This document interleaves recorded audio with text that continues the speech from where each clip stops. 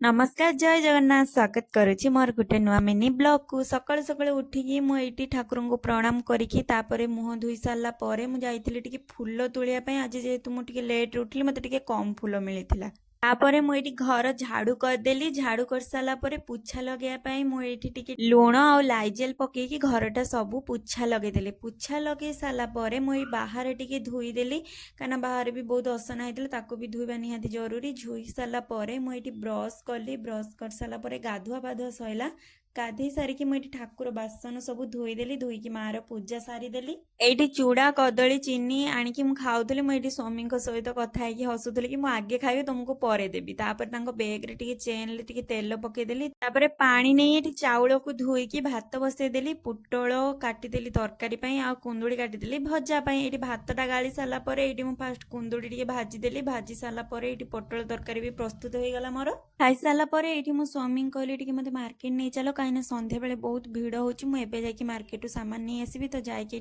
फल और फूल नहीं आसले कहीं नेक्स्ट ब्लॉग रे देखबे जय जगन्नाथ।